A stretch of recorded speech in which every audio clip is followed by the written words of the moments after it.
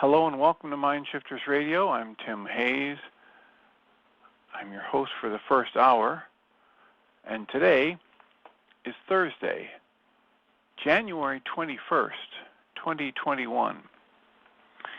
As always, we're grateful to everyone who joins us here today, whether you're listening live or listening through the archives, as we spend another couple of hours teaching and supporting people in using some of the most powerful, effective, efficient, and accessible tools I've ever encountered in over 46 years of doing therapy. Gratefully, these tools are available absolutely free through the tireless efforts of Dr. Michael and Jeanie Ryce on the website at whyagain.org. If you go to that website, click on the red and white bullseye or the link in the upper left-hand corner of most pages that says Start Here. It'll take you to a page where you can download and read Chapter 24 of Dr. Michael Ryce's book. The book is titled, Why Is This Happening to Me Again? That chapter of that book is a narrative description of the primary tool in this work. That tool is called the Reality Management Worksheet, sometimes called the Reality Management Wake-Up Sheet, and it's a tool that I've been using for over 16 years to help me manage my emotions, improve my perception, improve my relationships, and on the whole, improve my quality of life. It's available absolutely free also on that website. You can click and download the PDF, print it off, and use it as often as you'd like. You can also listen to a host of audio files of shows just like this one where people have been stepped through that worksheet process. The links to those files are all on that same page. Alternatively, you can go to your App Store, either Google Play or the App Store from Apple, and type in the three words HeartLand Aramaic Forgiveness, and you'll get access to a completely free and private app that will contain that reality management worksheet, an abbreviated version of that worksheet, and a copy of the Dragon Klingon game, which is a wonderful way to introduce these tools to even younger audiences. We encourage people to do that soon and often. And then call us if you have comments, questions, requests for support.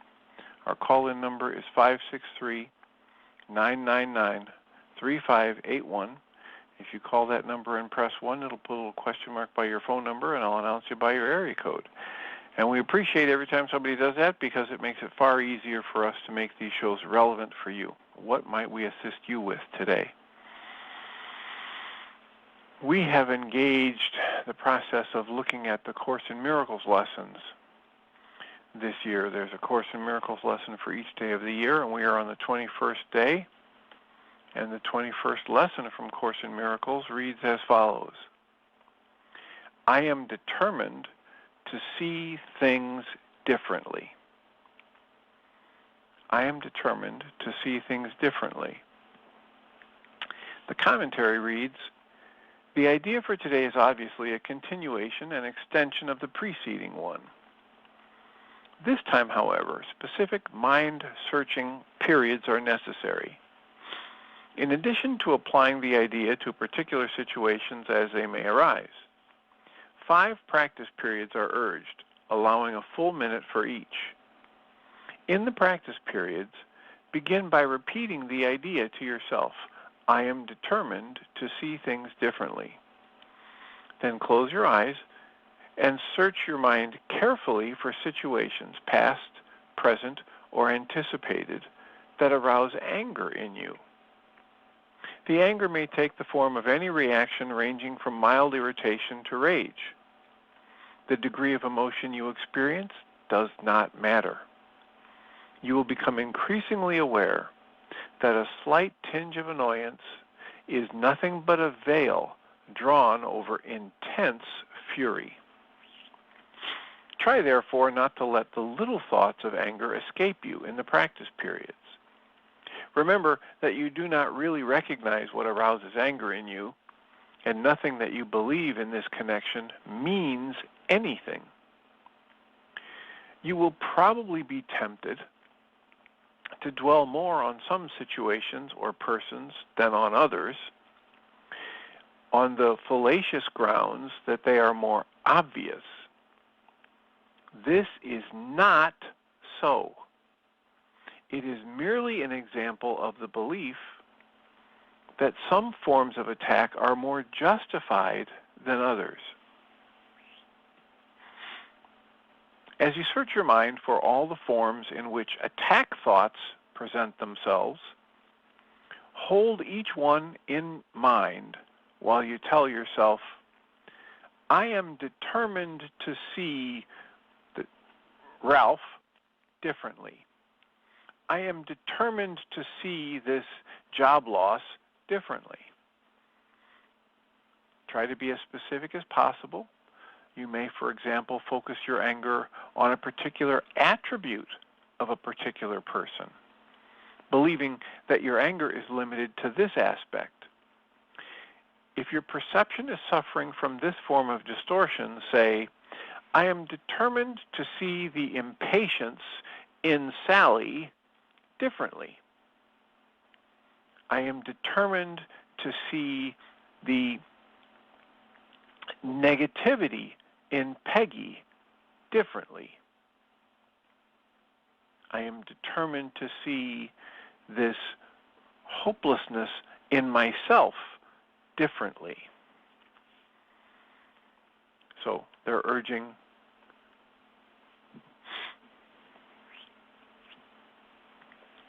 five practice periods of a full minute each where we repeat the thought to ourselves, I am determined to see things differently. And then we close our eyes and notice the thoughts that contain any connection to anger or mild irritation or anything in between. And then repeat that I am determined to see this person differently. I am determined to see this aspect of this person differently. I am determined to see this situation differently.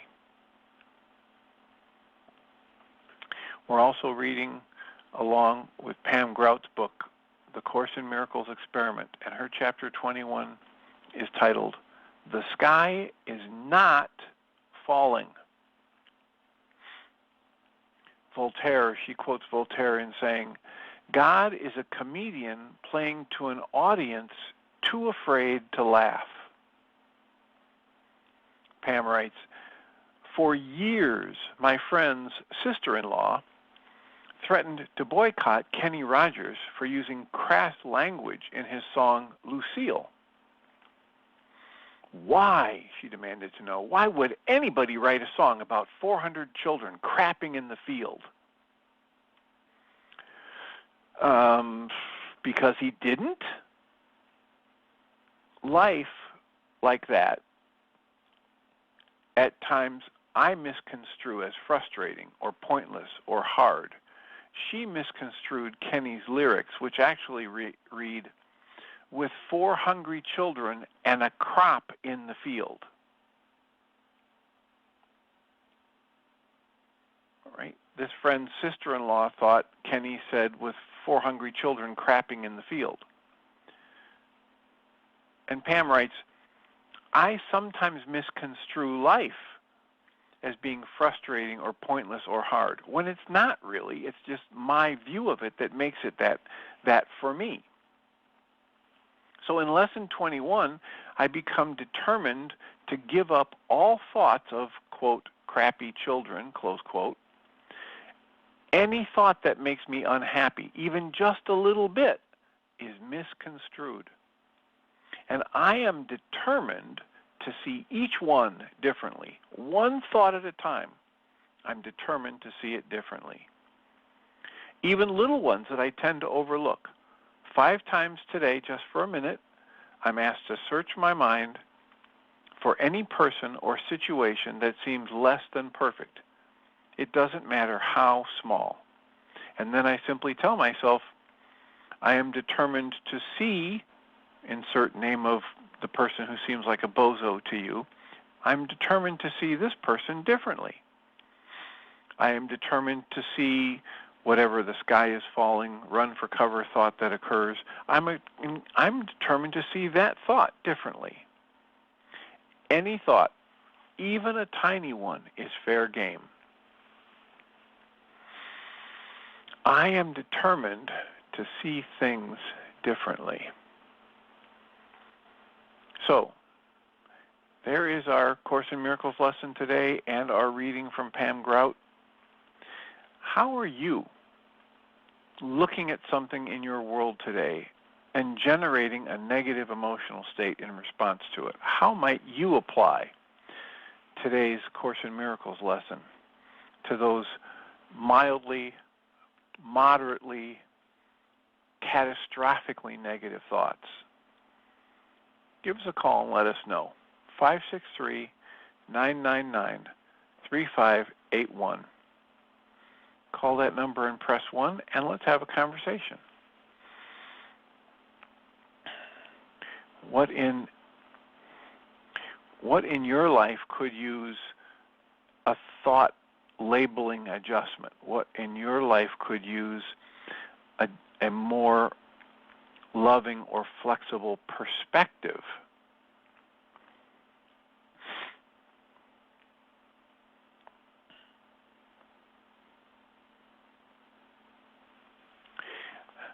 I've been struck several times in the past few hours. It started hitting me yesterday with deep compassion for people who have been wanting our last president to stay in office for another 4 or 8 or 12 years. For people who have been convinced that they're on a crusade to save the world from the incoming administration.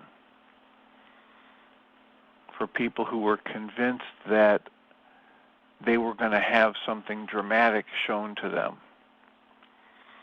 that would turn everyone's minds around to join them.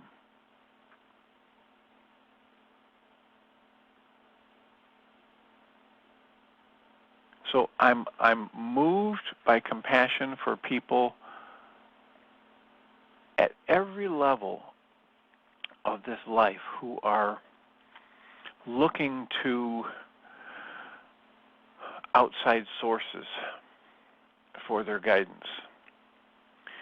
This morning I was listening to the Tao Made Easy, which is a book by Alan Cohen.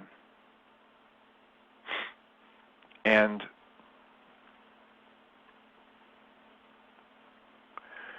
the subtitle of that book is Timeless Wisdom to Navigate a Changing World. And in the chapter, probably chapter 11, maybe 12, there's a little discrepancy between the actual chapter and the way it's listed in the Audible book. He was talking at great length about how the Tao and the Tao Te Ching, as a set of 80-some stanzas, really want us all to turn inside for our source of wisdom.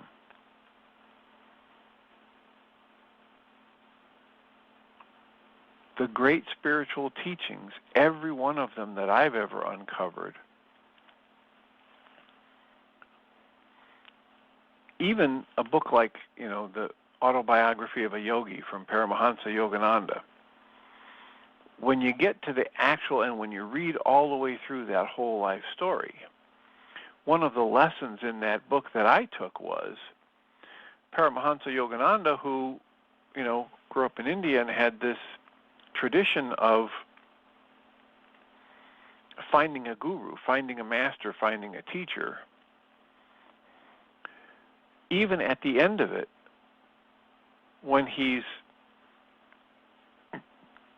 getting direct messages from his teacher who's no longer in the body, big parts of the message are that his teacher was in error a lot of the time in the way that he treated Paramahansa Yogananda, and that the benefits to looking inside far outweigh the benefits of finding a guru, to learning to trust your own connection to a deeper wisdom far outweighs the benefits of having someone on the outside that you look to for guidance. So, in recognition that we have so many people on the planet right now who are either consumed with theories and politics and social media, and they're looking to be shown, to be guided from the outside, to be, quote, saved, close quotes. I just want to acknowledge that I'm aware of tremendous empathy for the disappointment, for the upset, for the hurt, for the confusion that so many of our fellow beings of brilliance and light are experiencing. There were people apparently rioting in Oregon yesterday because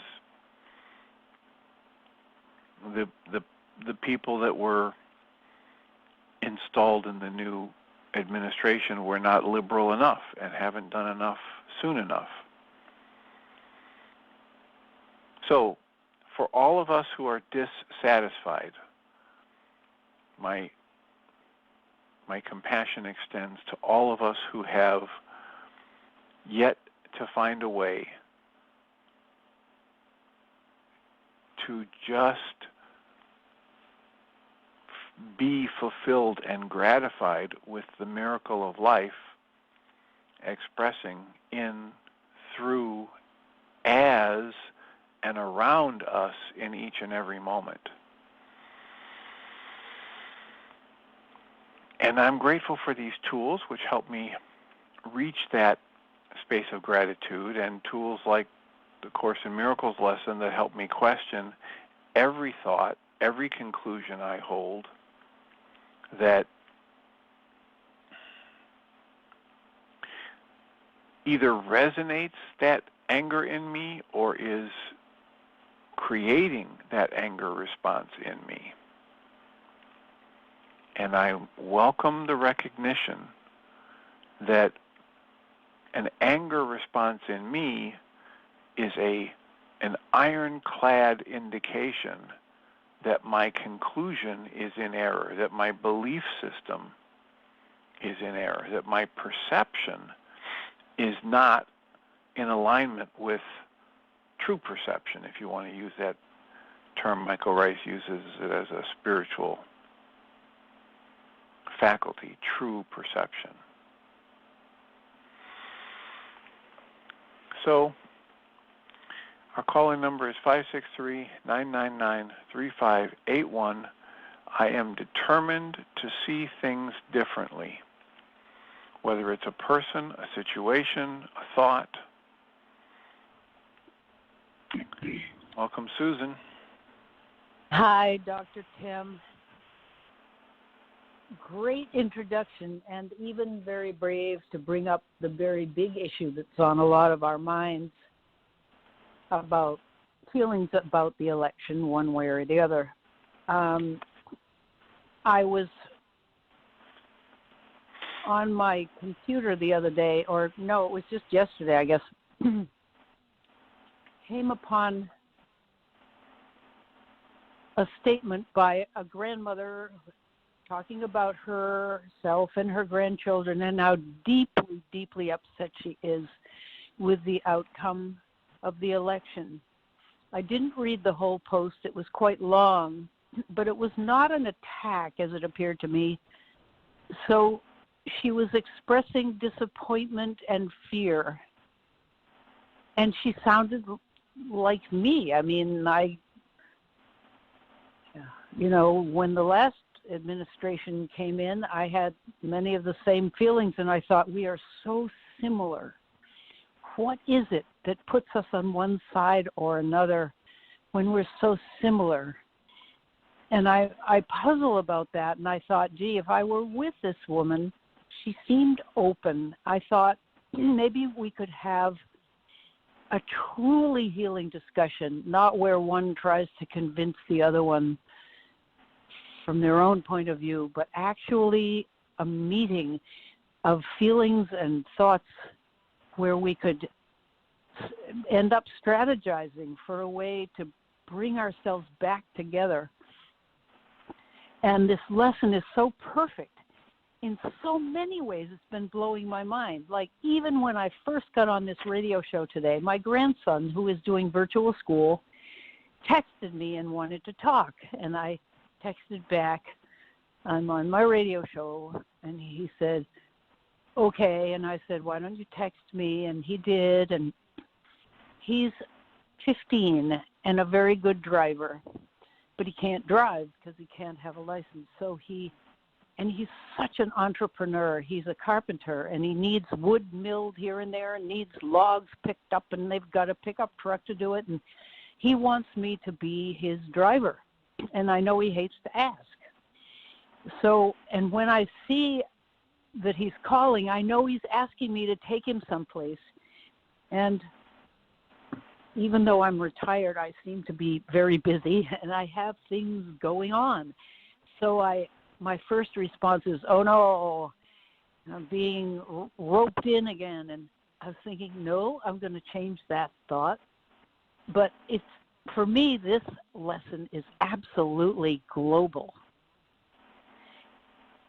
in its rich invitation to look at just everything differently. Another example is I'm reading that Glennon Doyle book and loving it. But she talks about the moment when she saw her partner, her real life partner. And she saw her and knew that was the one. And then I haven't read far enough to know how it all pans out. It looks as if they're together and they have a very good relationship. But I began to think, oh my gosh, maybe I should be just like her, and began to think about my own life and the fact that when I saw Tim Bingham for the first time, I had those feelings, having had many feelings for women. But this was like, wow, this was out of sight, fantastic. But after a while, my experience is, after some months or years for people, it depends, those feelings subside, and what you're left with, you hope you're left with a viable connection with the other person that's based on real connections and not just this incredible revelatory vision of God falling in love thing that people do. So I'm thinking, well, I wonder how she is doing. Is she still madly in love with this woman? And if she is, I'm going to feel terrible that I'm not madly in love with Tim Bingham. But I'm not. I'm not madly in love with anybody. And I love that I'm not madly in love with anybody. I'm finally able to have normal relationships with people where I feel very strong affection for them, but I don't get knocked totally off my center. Like this, I'm just going on and on because this lesson just blows my mind wide open. So thanks for doing these lessons every day. End of Well, comment that's for what the these moment. lessons are intended to do.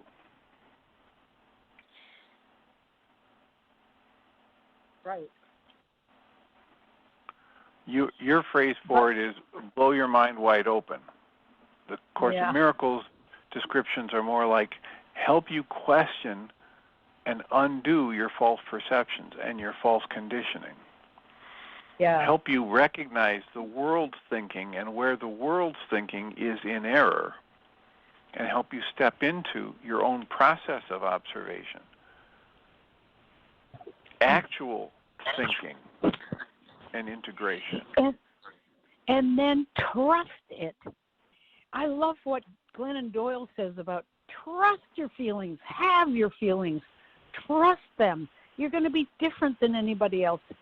But yet I found myself going into her camp and thinking, oh, my God, if she met me, I'm not doing that. And then I'm thinking, wait a minute, I could do it. But her way seems so compelling. It's a great book. So wait a minute. Love it. If she met you, she would find you're not doing what? I'm not fully alive the way she came alive. She would find some secret in me. Okay. Yeah. Let me help you understand that what you're doing right now is what you're going to get from what you're doing right now is upset, negative emotions, etc., because those are the bitter fruit of a comparative life. That comes right from Guy Finley. And what you're doing now is comparing yourself to Glennon Doyle, which is exactly the opposite of what she would call you to do.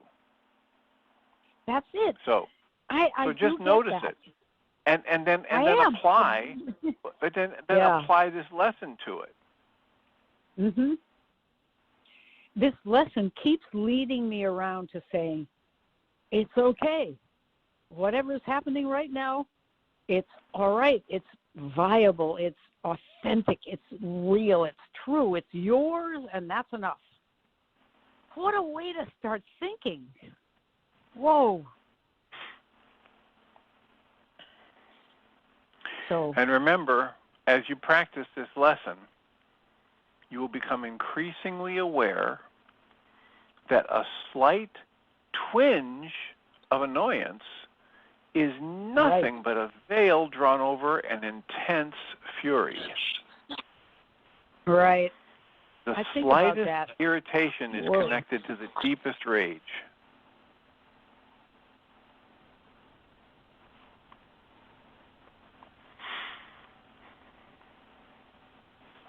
And that's the more tough one, I Dr. practice, well, that has to be a tough one. That has to be one of the keys to the total awakening. I can't leave any.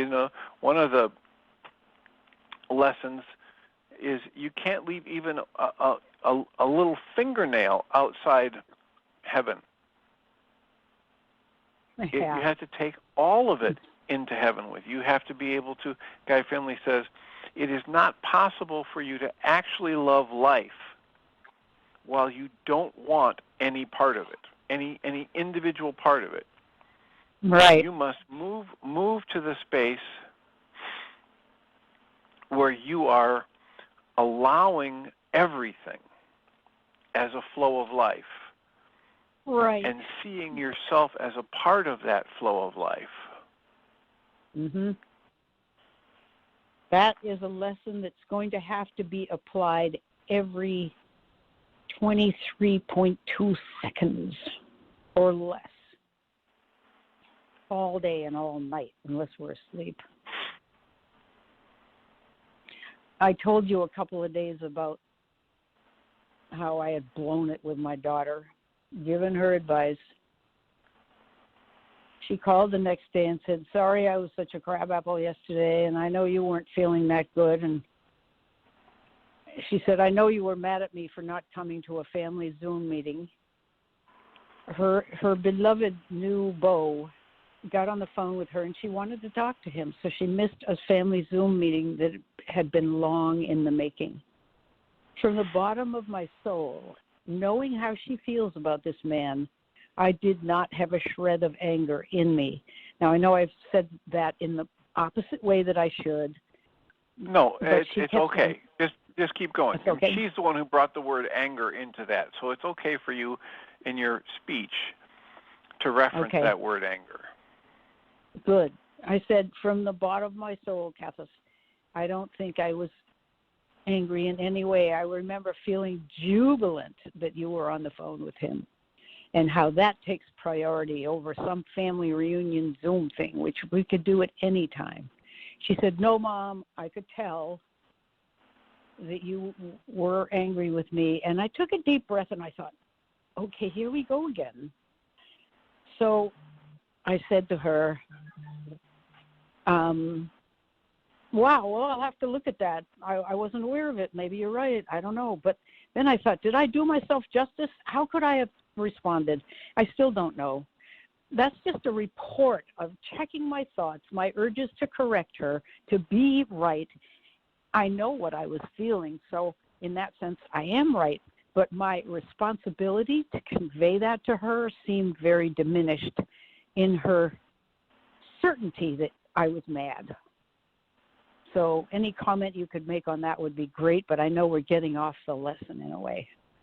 Well, it's okay, but the idea is that when you give me the report of how you responded, I wouldn't change a thing. You're stating what was true for you, and you're stating, okay, I'll look at that if you had a different experience. And then you look at it, and you do a worksheet or two on it, you do some tapping on it, and you come to whatever realization you can, and everything's fine. And, you know, your daughter is not without her own upsets and projections. Right. Right? Her coming to you saying, I know you were angry because I didn't do the family Zoom, probably is a reflection of her regret or resentment for not being able to do both at the same time, or for missing the family Zoom. And that's okay. It's okay. And you have stepped into a better space because you're willing to state what was true for you and stay open to taking a look at what her input was. Good. That's okay. what I would describe as an optimal position. I'm not just flopping over and saying, oh, you're right. Oh, my gosh, I have to go do worksheets. I'm so angry and I was hiding. I'm not saying that. I'm just saying I'll take a look at it. Yeah. That's not denying myself or my feelings. Yeah. And I can be perfectly okay with taking a look at it and letting somebody else have a very different perspective on the same situation. Yeah. Well, I don't need them to agree with me in order for me to be okay. Yeah. Right. I was clear about being joyful that she was on a call with her fellow, but the rub was exactly what you said. It is hard for me to let her think that of me, that I would be angry in that situation. I've got to let her think it. And I didn't bring it up again, and we had a great talk this morning, very different stuff. It's blown over, I guess, and that's the end of that. And to let things go. So anyway, I'm going all over, but the lesson is fantastic. All right, so take a breath. Here's somebody else with a hand up. Area code 484. Is this Ellen? That's Ellen. Yes, it is. Welcome, Ellen. Hello. Hi, Dr. Tim. Hi, Susan. Hi. I love that story, Susan. And the thing is, like, if you just apply today's lesson to it, you may, get some wisdom there. I mean, maybe there is something she's pointing to that you're not even aware of that's hidden from you. Or maybe not. Maybe it's something else. But I guarantee you there's a benefit to you in it. And that's what this whole lesson for today is about. Yeah. That's true. And okay. Go ahead, Ellen. No, you go ahead. I was just going to say, we had our Zoom meeting, and Ellen was the only taker on the meeting yesterday, Dr. Tim. And she was spouting so many truths. She was like my Zoom guru right then. And I was jotting down these brilliant things she was saying. And it was quite, for me, very intense meeting, so much so that I had absolutely no juice to come on the radio show except as a listener yesterday. I was just completely wiped out. So you better watch out for Ellen. She really knows stuff. Now I'll get off. Don't say that, because I don't really know. I don't want to claim that I know things. That's for sure. It's much better to be in that not knowing space. But when I feel something passionately, I don't have a choice. It comes out of my mouth, and it's, you know what I mean. I was feeling passionate about some understandings that had come to me the day before in reading the Course, and I just felt compelled to share because it was so joyful. And, when you feel that kind of joy, you want to share it. Well, I wrote down 6 things. And wow. 6 brilliant things that you said. 6, wait a minute, 1, 2, 3, 4, 5, 6, 7, 8. Beg your pardon. 8 things. Anyway. Well, sometimes you'll have to let me know what those were so that I can remember, because I don't remember much of it. Let's not have you wait. Go ahead and read them. All right, here we go. See if I can read my writing.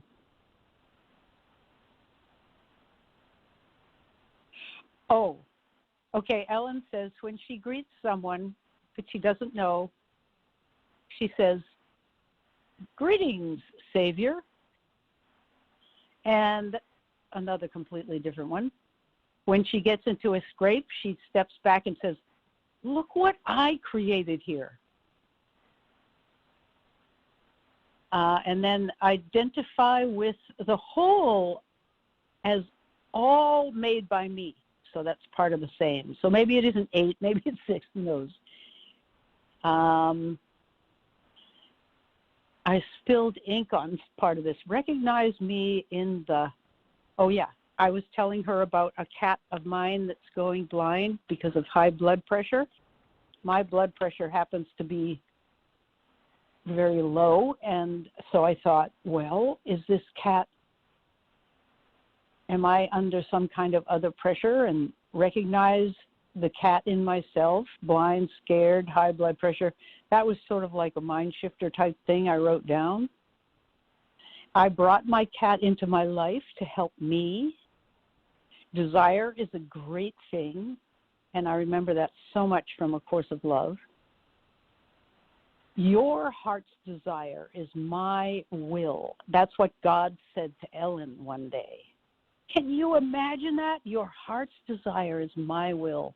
That she said. And then she told about Paul Taylor doing some dance where he worked the strobe lights in such a way that when they flashed on, he was in the air. And so this human being was literally as if in the air for the entire dance. And I haven't been able to find that. But her last comment about that is gravity is a kind of seriousness. Seriousness is gravity. And to have this man dance so that he's always up in the air was just such a metaphor for her. So those are the things. Some of them I don't even remember, but that's interesting to hear that come back to me. Now you've got to learn what you taught.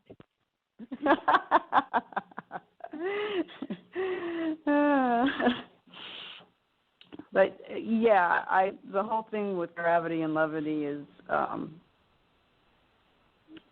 I don't know, something that seems very just important for me in my life. Maybe something that I mentioned before that it's very easy for me to laugh, and I can laugh, pretty much on command. So I don't know if that's, fits somewhere in what I came here to do, to make things lighter and funnier or whatever. But I know that the idea of lightening up, not being tied to, anchored to the ground, being able to just rise up and be uplifted is I can't think of anything that's probably, more joyful. But I actually called in because I just wanted to share an application of today's lesson on something that happened just shortly before your radio show started. I noticed that the base of my kitchen faucet, all this water was leaking out all over the countertop. I think I've also shared before that I have all these issues with water spilling, water leaking. I'm always mopping up water. And so I saw that, and I remembered the lesson, and I said, I am determined to see this differently. And so I just thought, okay, now just observe. Just observe what happens next. And the next thing that happened was one of my cats came up to me. And now this particular cat, I recognized when I took him in about 1.5 years ago that all the things that I was saying to him, things that my inner child really needed to hear. And so it was very interesting because I found myself talking to him, but also talking to my inner child at the same time. And so I kind of began to associate him with my inner child. So when he showed up, I was like, oh, okay, so maybe this has to do with my inner child. And then, just the water aspect of it. And I thought, oh, it's like a crying, because one of the other things that this particular cat used to do all the time was cry. I never had a vocal cat before, but he would always be like, he would just stand there and look at me and cry, I don't know what you want. What do you want? It was almost like he just wanted attention, because then if I would go over and I would start to pet him, he would stop. So I thought, oh, this sounds like my inner child crying for attention, and the water relates to the crying aspect. And so I thought, oh, well, maybe my inner child just wants me to pay more attention to her. And then it was like I just felt like that was it. And I thought, okay, so all these water issues, maybe it's really just my inner child trying to get my attention and, wanting me to remember all the things that brought me such joy as a child, and to stop. One of those is to laugh a lot, and I have been laughing more, but there's long periods of my life where I was just so serious. And then, I thought of going for a walk, and it's like, oh yeah, when I was a kid, I was out in nature all the time, and so I promised myself I would go for a walk this afternoon out in the woods. And so it was just like how I was able to see this situation, which is always bringing me frustration, as like a way for my inner child to get my attention and say, hey, I'm here, feed me, give me some attention, all the things that, that my inner child really loves are the things that I love. And so I can make that connection, and I just thought that was so great, and I wouldn't have gotten it if I hadn't applied the lesson to it. Lovely. So, yeah, I just wanted to share that. So now, if it happens again, it's like I have a new way of looking at it. Well, it's a very common theme in a lot of these spiritual teachings that slowing down, learning to listen, learning to be rather than do, learning to notice how our being driven by the outside prescriptions is not leading us to contentment, is not leading us to joy. So any slowing down you can do to listen to your inner child, any slowing down you can do that's guided by your cat is probably a very good thing. Mm-hmm. And Susan, before I forget, please keep reading that book, and your questions, it'll probably generate more questions, but some of the ones you were asking today will be answered, and you'll I look forward to hearing more from you about how you process the book by Glennon Doyle. Thanks. I will. I'm really just loving it. Is she someone you interviewed, Dr. Tim? No, she's somebody that people like Oprah interview. Well, that leads me she's to at a another whole different question. level. Pardon Well, I have a question related to an author that I know, roommate of my daughters when they were at college, has become a wonderful author of books for young adults, which are really not only for young adults. It's a novel she's written. She's written many. I just read her latest one, Trowbridge Road, and it is a vision of healthy love, in family love, in spite of the fact that there's addiction and mental health issues woven right in. It's not a pie in the sky little, there's no Pollyanna about it. It is just a gorgeous book, a portrait of a family that's really held together, get this, by a healthy grandmother. I like to think about that. The grandmother is like center pole. The grandmother has a daughter who's mentally ill and addicted, and so the grandmother gets custody of the daughter's son for a while. The daughter's very much in the picture. It's not a legal arrangement. And a friendship that ensues with a little girl down the street who has mental illness in her family too, and her father has died of AIDS, interestingly, because he had a kind of a dual existence, and the mother has mental problems. It sounds just gruelingly awful. It's one of the most scintillating, beautiful books, but it's not about the work. It's a novel. But would you ever be interested in interviewing her, the author? Well, send me the book title, and I'll take a look at it and see.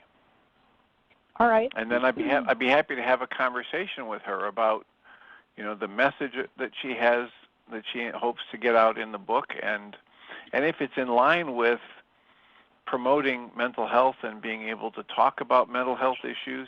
Journey's Dream, as a not-for-profit foundation, one of the few things they've done so far, aside from the podcasts that we've published this year, is they made a very limited quantity of the T-shirts to help promote awareness of this. And the T-shirts say, what if talking about mental health were as common as talking about the weather? I mean, this is what we're trying to do, help promote conversations that dissipate the stigma, that dissolve the stigma, that make it perfectly okay to talk about everything that goes on in our mental, emotional lives, because only by talking about them can we learn how to deal with them differently. I mean, I can't address a problem, I can't fix a problem that I won't address head on. So I'd be happy to interview her. I'd be happy to talk to her about the possibility of being interviewed. So please forward me the information and I'll look into it. Well, why don't you email me your address? I'll send you her book. And she does talk in the afterword about how she is a proponent of NAMI, and I forget what those initials stand for, but it's like a community of mental health advocates. Families and people who've had mental health issues. Right. So it may really be a better fit than I even thought. So just let me know where to send the book. All right, I will. Okay. I will indeed.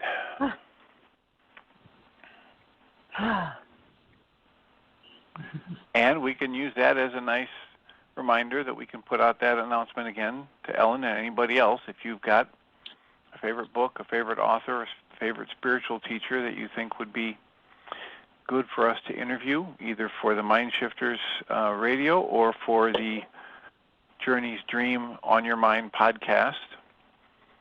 You can call the number at 563-999-3581 and press 1 and tell me about it, or you can send me an email at tjh@mindshifters-academy.org.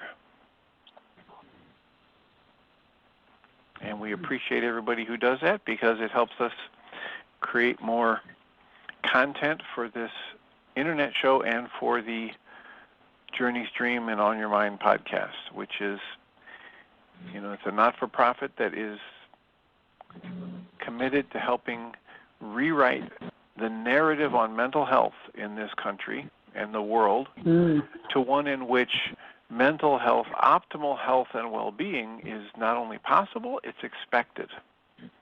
And where mental health adventures become transformational rather than tragic.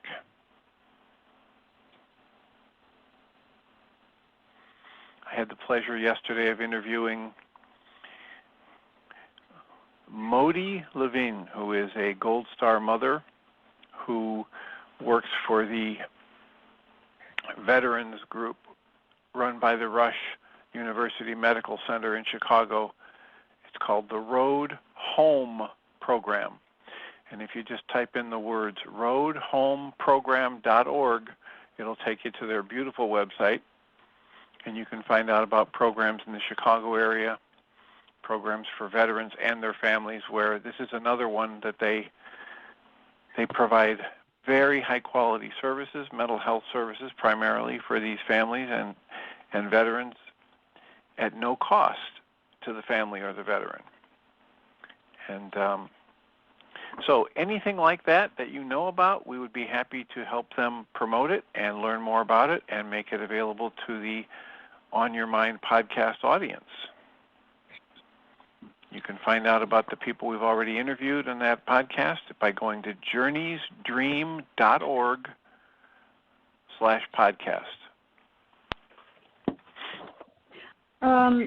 Dr. Sam, this is Ellen. I would just like to mention that I never had heard of this author before, but someone recommended the book to me, and I read it in this last year. It's probably the best book, the most clear book that I have read in a long time. I really, really enjoyed it. The name of the author is Leonard Jacobson. Do you know him? No. Okay. The name of the book is Journey into Now. And it's all about healing the past so that we can awaken into the present.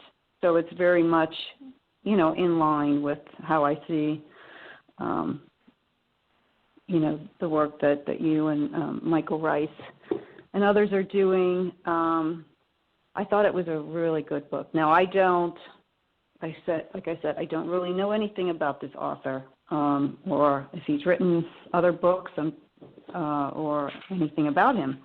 But since you asked, I thought I would mention that because it was probably the best book I've read in a while. Excellent. I'm writing it down, and I will look into it. Thank you.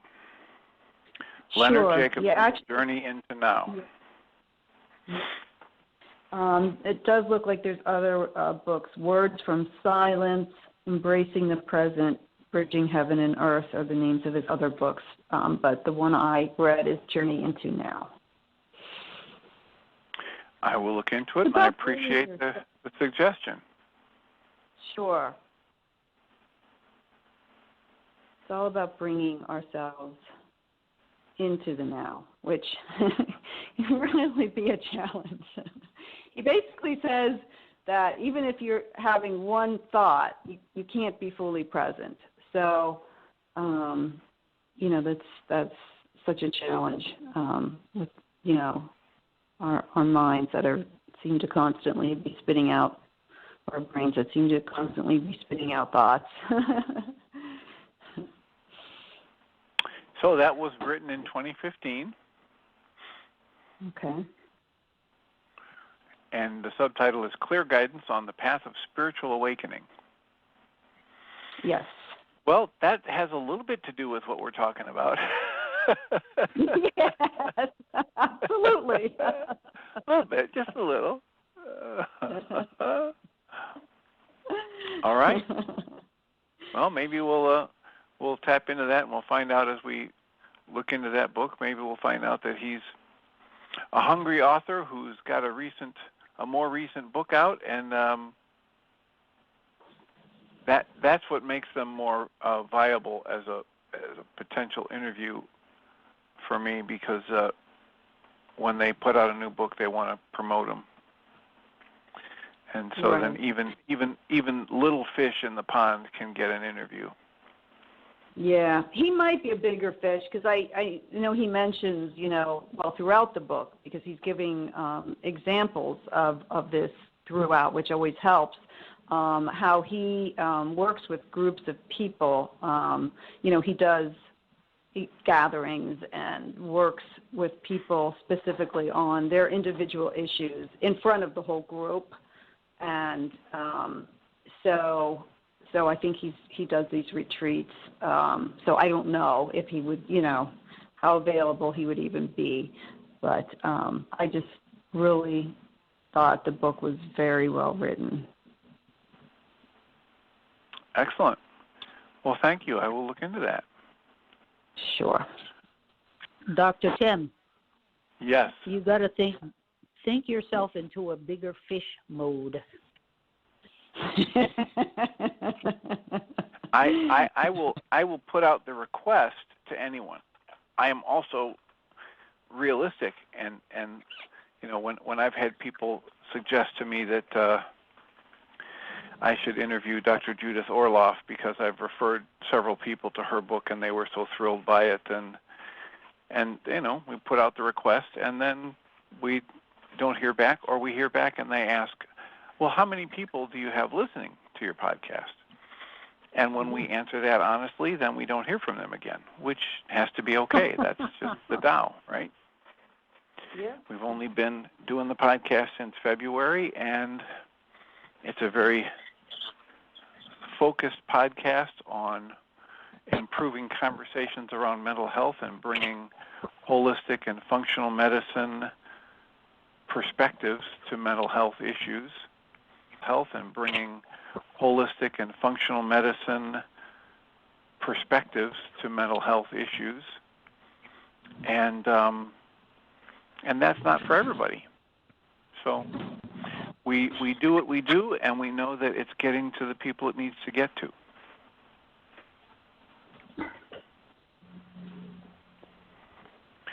So last minute comments or questions. We're down to a minute left in the first hour. Hopefully Michael and or Jeanie will be here to do the second hour.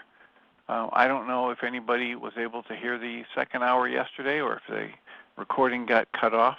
Jeanie was saying that there were problems, and Jeanie Ryce is here. So I will thank you, Susan and Ellen, for your comments and put you on hold, mute you so you can continue to listen.